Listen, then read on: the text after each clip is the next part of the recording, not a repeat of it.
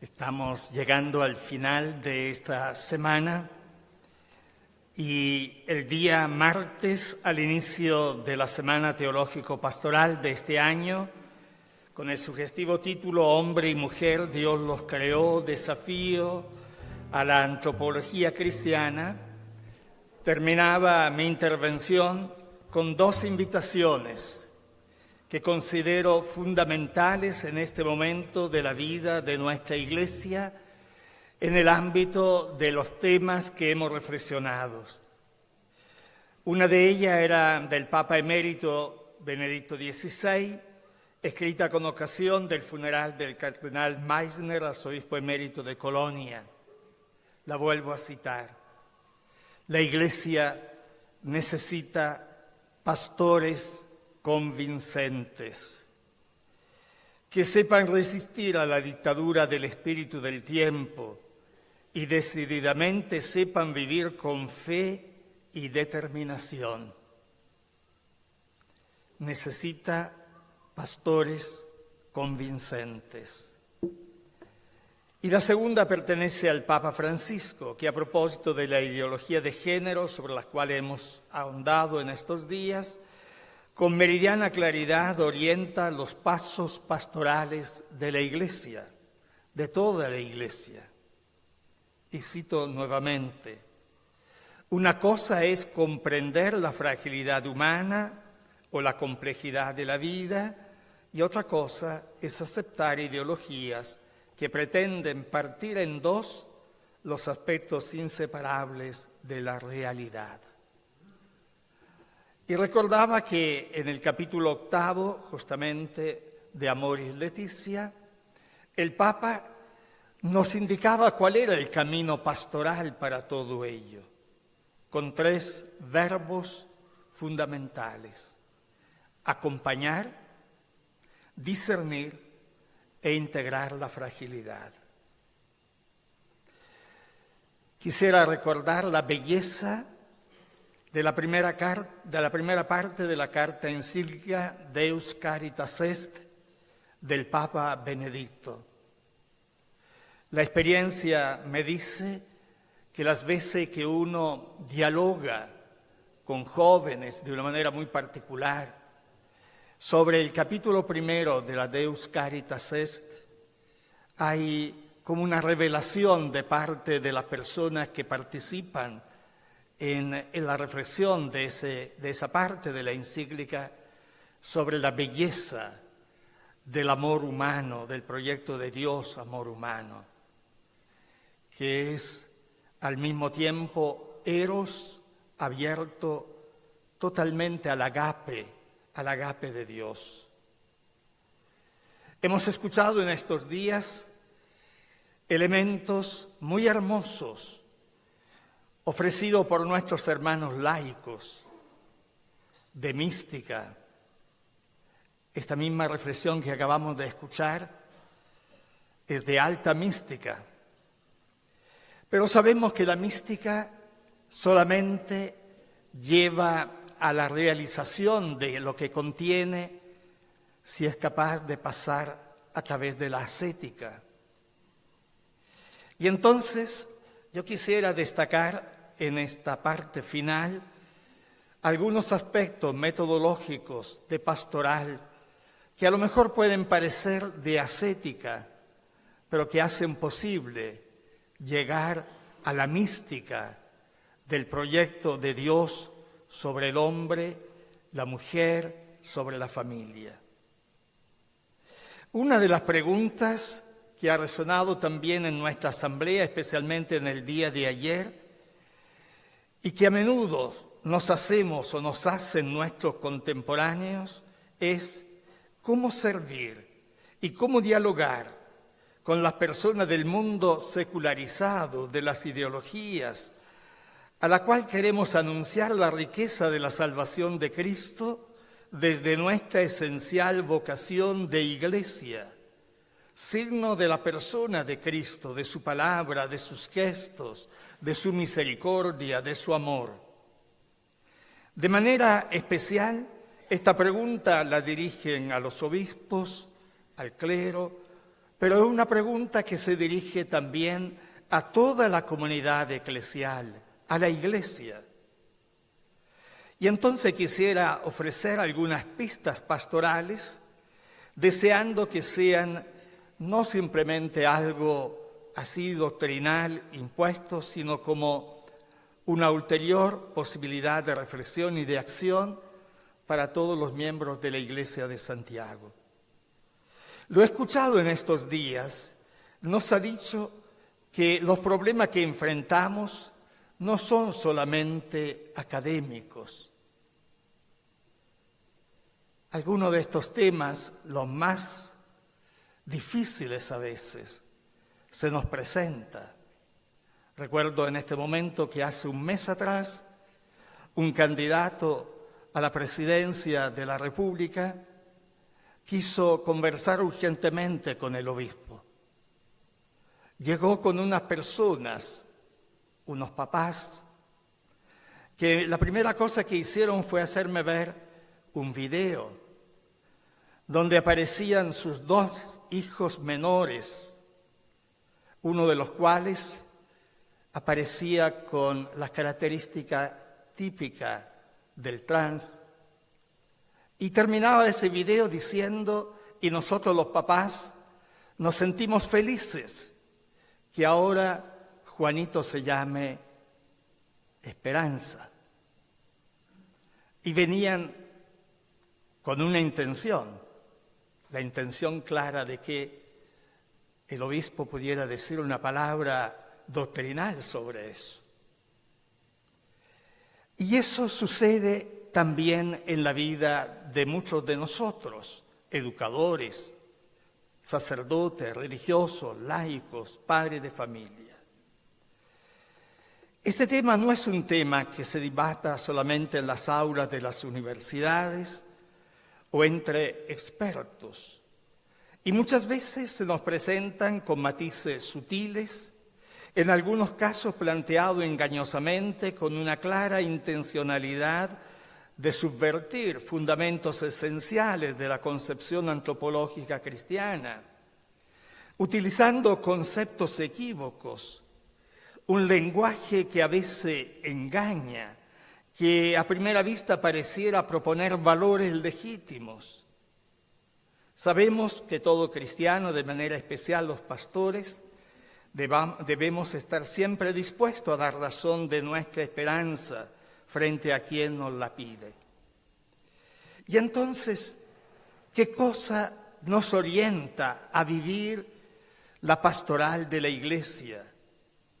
La pregunta se refiere al cómo, es decir, a la metodología pastoral, para dar testimonio y proclamar la verdad a los destinatarios de esa acción, los hombres y mujeres de nuestro tiempo, que viven en este mundo plural, cada vez más secularizado. La primera carta de Pedro, arriba citada, nos exhorta, abro comillas, honren a Cristo como Señor de sus corazones, estén siempre dispuestos a defenderse si alguien les pide explicaciones de su esperanza, pero háganlo con modestia y respeto. Hacedlo con dulzura y respeto. Mantened una buena conciencia para que aquello mismo que os echan en cara sirva de confusión a quienes critiquen vuestra conducta en Cristo. Pues vale más padecer por obrar bien, si esa es la voluntad de Dios, que por obrar mal.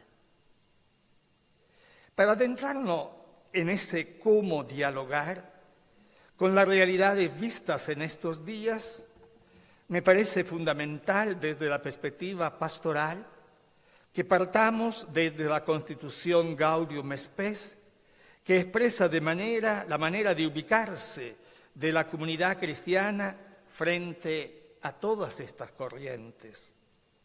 Desde el número que abre la Constitución se evidencia la relación entre dos sujetos, la Iglesia y el mundo.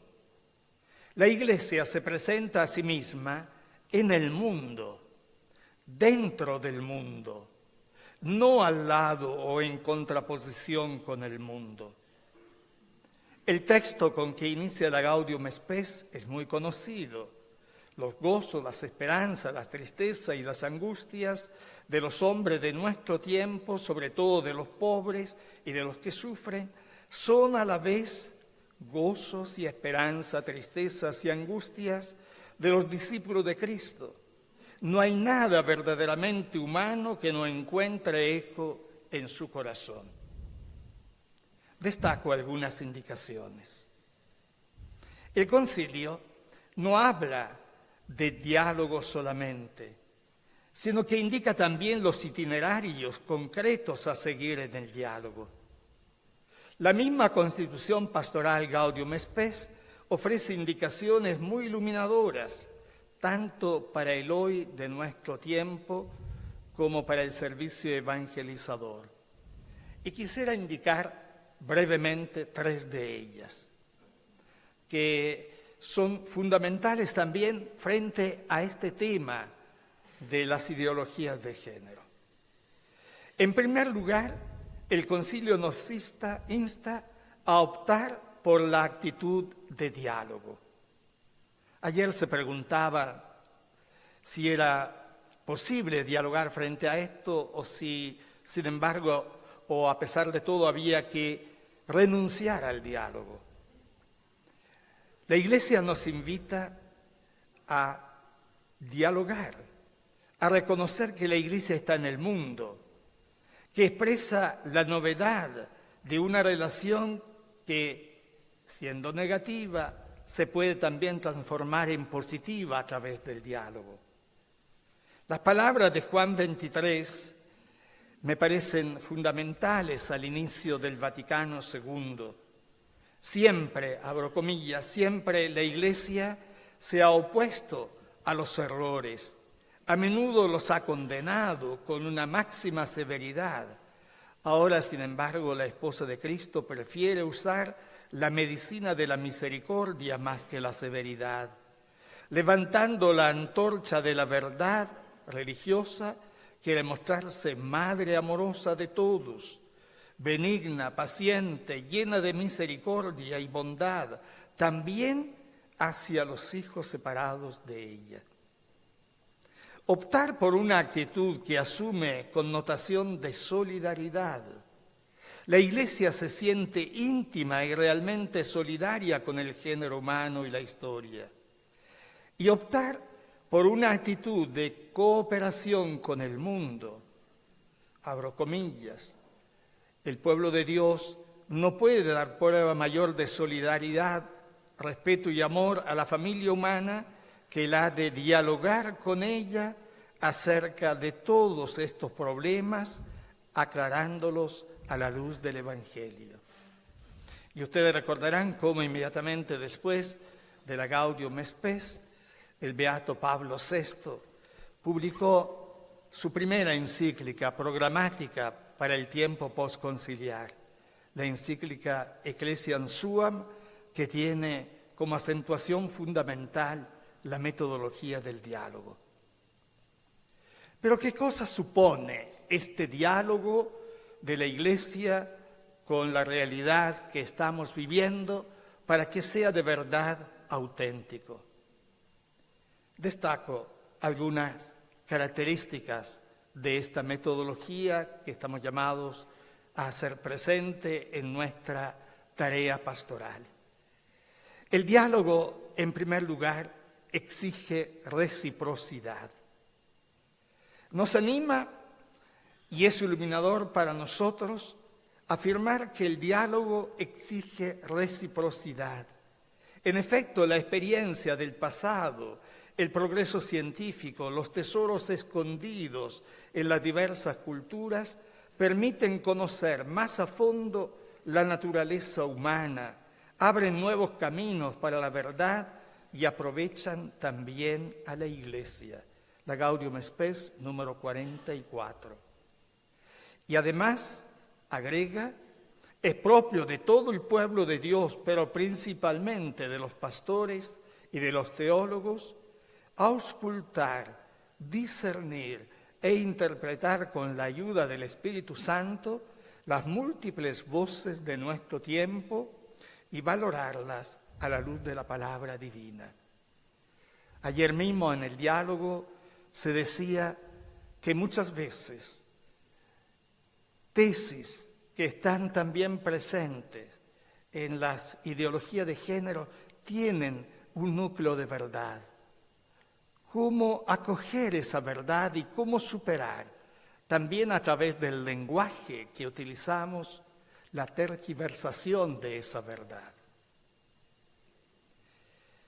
Un diálogo exige siempre reciprocidad y de parte nuestra el saber escuchar. Una de las cosas fundamentales que ha destacado justamente frente a la realidad antropológica de hombre, mujer, matrimonio, familia, en el Sínodo de los Obispos y recogido por el Papa Francisco en su exhortación apostólica Amoris Laetitia, está esta dimensión de abrir los oídos, el corazón, la inteligencia para escuchar, para descubrir lo que hay de bueno y para saber, y eso fue uno de los temas muy discutido también durante el sínodo, que a la verdad llegamos siempre a través de un proceso y que por consiguiente en las etapas de ese proceso estamos llamados a reconocer lo que hay de verdad y de bueno, aunque el conjunto no sea verdadero y bueno. En segundo lugar, para nosotros es importantísimo sentir y vivir que el diálogo que estamos llamados a vivir y a realizar es un servicio. El diálogo que parte justamente de la verdad del Evangelio es un servicio a los hombres y a las mujeres de hoy. Y es el servicio más grande que podemos prestar a las preguntas angustiosas de nuestros contemporáneos. ¿Por qué nuestra respuesta no tiene ninguna ambición terrena? Y el concilio nos pide que ofrezcamos la sincera colaboración de la Iglesia para lograr la fraternidad universal que corresponda a la altísima vocación humana. La Iglesia, dice la Gaudium Spes, número 3, la Iglesia solo desea una cosa: continuar bajo la guía del Espíritu y la obra misma de Cristo, quien vino al mundo para dar testimonio de la verdad, para salvar y no para juzgar, para servir y no para ser servido. El diálogo debe aparecer como una expresión de la diaconía de la Iglesia, del servicio que la Iglesia le quiere prestar al hombre, a la mujer, a la familia, a la sociedad de hoy, para que alcancen la más alta plenitud de la vocación humana. O como decía San Juan Pablo II, la estatura alta de la vocación humana. Ahora, esta actitud fundamental, pastoral de la Iglesia por el diálogo, exige que la Iglesia, todos los miembros de la Iglesia, todos los miembros, porque la pastoralidad es condición esencial de toda la Iglesia,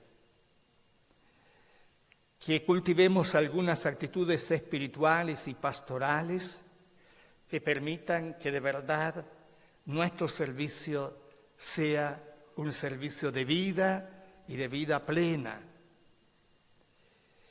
La primera actitud, la actitud de diálogo, pide que la Iglesia no camine al margen o en paralelo o en contra del mundo. No nos debiera preocupar demasiado, pienso, lo que los medios de comunicación de masa, mundiales o nacionales, los nacionales no lo hacen tan mal, Se deleitan en presentar a la Iglesia, al Papa, a los católicos, como oscurantistas, fundamentalistas, talibanes, o como representantes de postura la más retrógrada o conservadoras o de otra época o de la Edad Media, como muchas veces define. Nos debiera preocupar, en cambio, que el Evangelio no sea acogido como buena noticia, no logre transformar desde adentro y renovar la humanidad, como decía Evangelii Gaudium, reportada también como fundamentalmente en la Evangelii Nuntiandi del Papa Pablo VI, ya que nuestra misión es evangelizar, no de manera decorativa como un barniz superficiale, sino como una manera vital, en profundidad, hasta sus mismas raíces. Y por consiguiente, justamente para lograr llegar al corazón de la cultura, no podemos caminar en paralelo con un lenguaje que sea un lenguaje no entendible, no dialogable con la realidad que estamos viviendo. La actitud espiritual y pastoral del diálogo pide que los cristianos, al mismo tiempo que somos empáticos en el diálogo con los demás, seamos lúcidos, y destaco la palabra lúcidos, lúcidos testigos y profetas de la verdad del Evangelio de Jesucristo. Muchas veces la acogida empática en alguno provoca también la experiencia triste de no ser lúcidos, testigos y profetas de la verdad de Jesucristo. El acercamiento empático y la disponibilidad para el diálogo con el mundo secularizado debe ser acompañado siempre por el lúcido y valiente anuncio de la verdad. Recuerden lo que le decía en el mensaje que el Papa emérito Benedicto enviaba a los cristianos de Colonia hace solamente un mes atrás. La esperanza cristiana se funda en Dios, que es el Dios de la esperanza. Jesucristo y su Evangelio transmitido por la Iglesia. En la exhortación apostólica Evangelii Nuntiandi se afirma con mucha claridad que el núcleo vital de la nueva evangelización ha de ser el anuncio claro, inequívoco de la persona de Jesucristo, es decir, el anuncio de su nombre, de su doctrina, de su vida, de sus promesas y del reino que Él nos ha conquistado a través del misterio pascual. Cuando en el diálogo o en los pronunciamientos que a veces escuchamos de hermanos, de hermanas, de grupos, no somos lúcidos testigos y profetas de la verdad de Jesucristo, nuestro diálogo pierde su sustancial mensaje de vida y ya no es un servicio a la comunidad de los hermanos y hermanas. En tercer lugar, la actitud espiritual y pastoral del diálogo nos pide ser discípulos misioneros pedagogos, que sepan acompañar y hacer crecer. Y me detengo en este último aspecto que requiere nuestra especial atención. Se trata de la pedagogía, del itinerario pedagógico, de la procesualidad de este itinerario, para proclamar y defender la verdad. Aquí se encuentra tal vez uno de los problemas más delicados que estamos llamados a enfrentar como Iglesia, también en Chile hoy día. La sociedad chilena, nuestra sociedad santiaguina, urbana, es cada vez más pluralista y secularizada, por lo que es importante no cerrar los ojos frente a esa realidad y buscar adecuados itinerarios pastorales para el anuncio del mensaje evangélico de Jesucristo, acompañando, discerniendo y, como nos decía el Papa Francisco, también integrando las debilidades. En la carta apostólica Novum Millenium Neunte, San Juan Pablo II se preguntaba, y nos podemos también nosotros preguntar hoy día, ¿podemos quedar al margen de esta tarea? ¿Por qué nos hemos propuesto en esta semana teológico-pastoral de este año este tema tan importante, cuyas consecuencias hemos visto penetran la manera de pensar, la manera de decidir, la manera de organizar la vida de nuestra sociedad y de nuestro país? ¿Podemos quedar al margen de esto? Y creo que la respuesta sigue siendo desafiante también para nosotros. Cito las palabras de San Juan Pablo II. Muchas son las urgencias ante las cuales el espíritu cristiano no puede permanecer insensible. Nosotros, como cristianos, tenemos el deber de desarrollar el diálogo, ofreciendo el pleno testimonio de la esperanza que está en nosotros. No debemos temer que pueda constituir una ofensa a la dignidad del otro, y que en cambio es anuncio gozoso de un don para todos y que se propone a todos con el mayor respeto a la libertad de cada uno. Creo que esta indicación de San Juan Pablo II es muy actual también para nuestra experiencia de este tiempo. Concluyo. Gracias por esta semana necesaria y motivadora.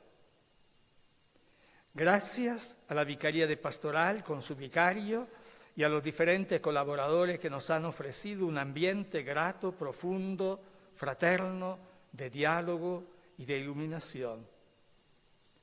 De manera especial, y estoy convencido de interpretar los sentimientos especialmente de mis hermanos sacerdotes, gracias a los expositores, cristianos laicos, con excelente competencia profesional, con sentida calidez humana. Gracias por un servicio que ciertamente será fecundo también en el corazón de todos nosotros. Muchas gracias a estos hermanos laicos que nos hacen comprender también la belleza de ser una iglesia sinodal, la belleza de ser una comunidad con dones que nacen todos del Espíritu y todos conducen a la realización del proyecto que el Espíritu quiere animar en la sociedad humana. Y un gracias también a todos ustedes que han participado generosamente en esta semana. Les deseo y me deseo también que esta semana haya constituido para todos nosotros una motivación para seguir profundizando en nuestra tarea pastoral. Para todos y para todas, abundantes bendiciones del Señor. Gracias.